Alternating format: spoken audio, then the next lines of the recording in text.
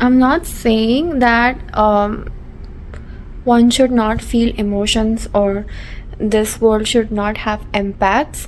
I'm saying that, okay, see, over the time period of whatever it is, this life or past life, you have developed a habit of crying in the face of challenges.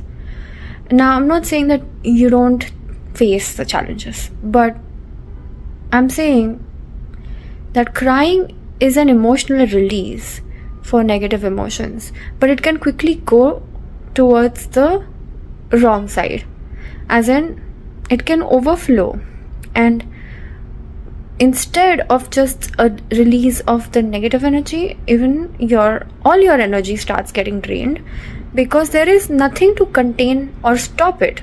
And once that negative thought loop gets engaged, it goes on and on until you are able to stop it. And when it's so intense and heavy of your own emotions, unfortunately nowadays, if that thought process was only internal or only external, as in either you're thinking really badly about yourself or you're thinking really bad about someone else, so either you're being self-critical or blaming others.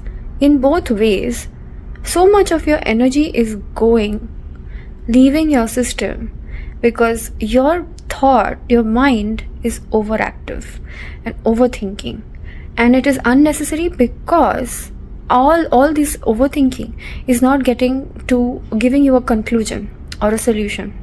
You may think it is because you feel like that's what anxiety lies to you. Some of your anxiety, all your emotions, they're actually signals. When you don't contain your emotions and there is no full stop, there is no moving on, you have left essentially multiple tabs open. And imagine yourself like a computer. You know, when a computer is left on for a long time with multiple tabs open, multiple functions functioning at the same time, and your mind is just one function of your body, so many functions of your body are happening without you consciously doing anything.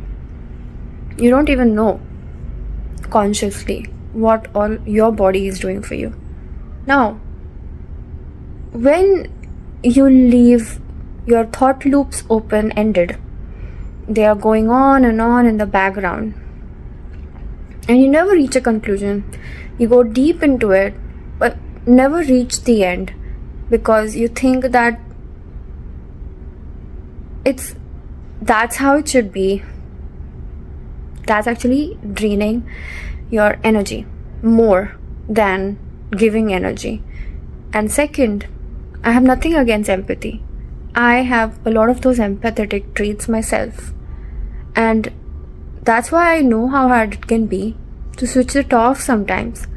Look, emotions are there for a very important function in our system. Emotions play the role of giving information to ourselves. What we feel is our perception of the world around us and our perception of ourselves. If something is bothering us, that emotion will tell us that, hey, this feels like this. And all those different levels of emotions can be bifurcated, right?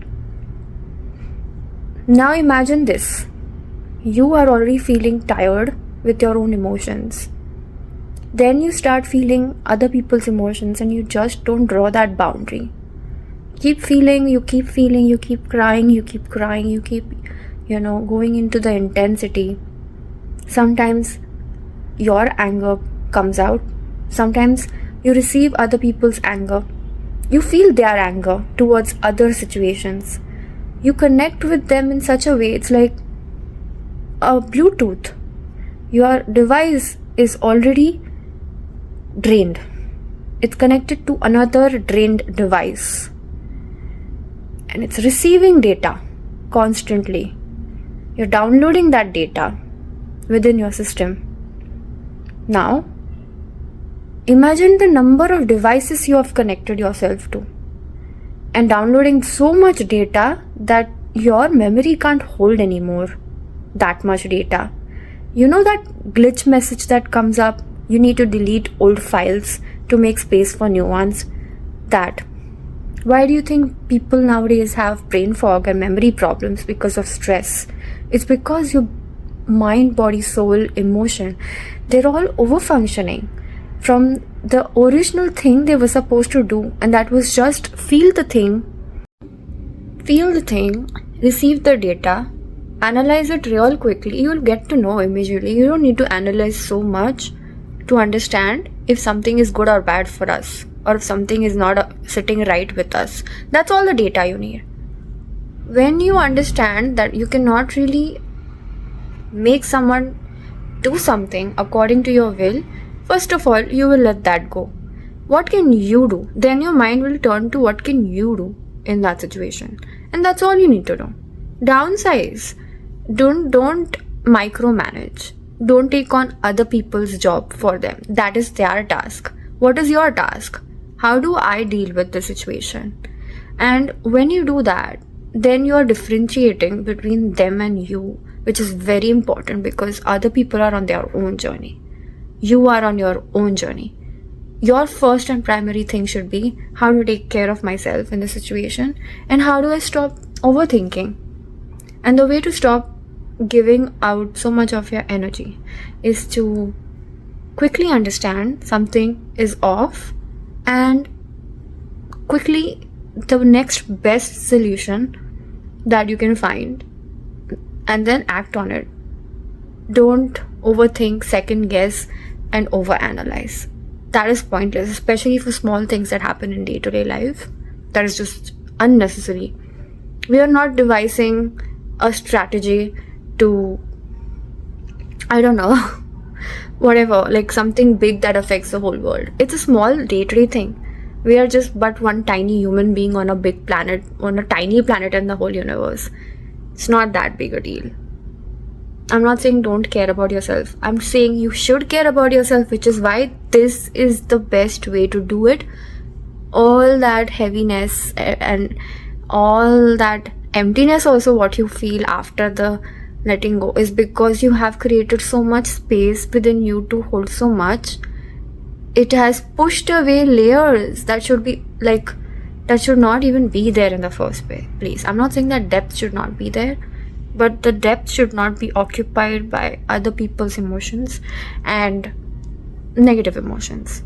Most of it can be better. You've just gotten into the habit of not being able to close the loop because you didn't know. It's okay. I didn't either. Containment of deep emotions and thoughts is so important for people with more empathetic qualities and creative abilities because art is an expression. But when you let yourself go like that, on and on and on, that creates a void which is absolutely harmful, because in that void is when you start putting things that need not be there. And we are but one individual. We don't need to put so much of other people's stuff there. I think that is a big trait of like codependency as well. It's okay. You heard someone out. You saw if there is an opening for them to receive advice. If there is an opening, you say what your opinion is. They will take it if they want to. If they're not gonna take it, it's okay. That's not your prerogative. That's their life, their decision. You showed your care and concern. That's it. Leave it. Don't come home with those thoughts and start analyzing and thinking and micromanaging and imagining. Worst thing you can do to yourself is imagine the worst case scenario and prepare for it. Anxiety is good when you're a little bit anxious before exams or a little bit anxious about something new, but it's like that stress, that happy stress that feels like it makes your brain more alert to things. That's okay. the constant state of anxiety you feel, it's because you constantly feel like you're failing, and you feel like you're failing because you're over analyzing a situation that has no end, that you feel guilty about not being able to resolve. But can I just say how much peace you will feel just being comfortable with knowing that you're a human being that is not meant to know everything, and that is not meant to be constantly correct or constantly like this person who has all the answers in the whole world. No, we're not meant to do that. All we can do is the next best thing, and that's it. Close the loop. Just do that's the only way, guys. That's the only best way. Once you take the decision, next best thing, decide how much time. 30 minutes, 1 hour, 1 day. 1 day is too much, because by 1 day you have dysregulated yourself beyond imagination. Then that train has already got so much speed that if you try to stop it, you're more or less gonna be annihilated by its speed. That is the bullet speed of your emotion. If anyone gets in the way of that, they're gonna get harmed. That's what dysregulation does. Dysregulation is the enemy, not your anxiety. A little bit anxiety is healthy, but only reason you have too much of it is because you keep on playing all these scenarios and these loops and these thoughts, and about not just yourself but about other people's emotions and actions and thoughts and intentions. And if you don't trust people anymore, so you don't take anything at face value. You just start being like, no, they said this, but I think that from my experience, from the way they were, that's what they really meant, and so that's why I'm not going to talk to them, or that's why I'm not going to do this. Oh my god. That's how you're going to be, then all the best. By god. Don't. Are you in a true crime scenario where you have to be a detective, where somebody's life is at stake? No. Let the other person be. If they're lying to your face, let them lie to your face. It is not important. I mean, of course, if someone is a business partner and they're lying about their assets and about their intentions or whatever, the contract seems a bit off, then you can decide that I don't trust this person, so you don't get into a contractual relationship with them. That's very different. I feel that the distance between your decision, action and thought needs to be reduced. Tuck, tuck, tuck. Done. Next. Thank you. Bye. Next. I feel moving on, closing old chapters, closing old loops, and bouncing back, facing a challenge instead of running away from it or feeling bad about it or getting scared of it, crying about how hard. There are people out there, and again, I'm not gonna be one of those people who say your hard stuff is less hard than other people's hard stuff. No, everybody faces their challenges. Everybody has their own challenges, okay? But I'm just trying to give perspective here. If the person who, for their daily food, just basic necessities, if the person who has health issues, but they have also money issues and they work like 2-3 jobs per week just to feed their family, and they're still able to make time for their family and like have moments that actually feel really good and happy, and they don't waste their time because they don't have the time to overthink. First of all, they are too busy trying to survive, and here we're not even really in that state, right?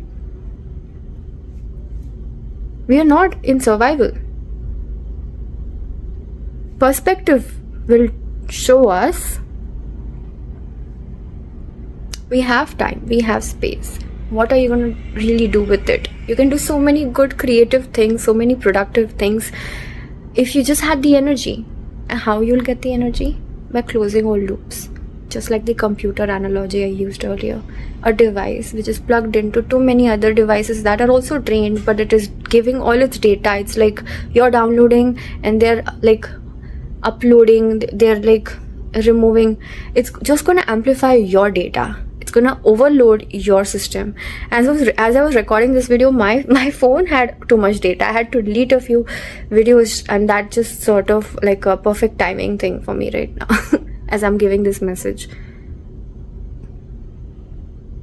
Emotions are fine, they're good. Deep emotions are also fine, they're good, but as long as you contain them, as long as there's a time limit, and as long as you are able to regulate them, you are going to be fine. When you leave these kinds of things open, that's when there's going to be a problem.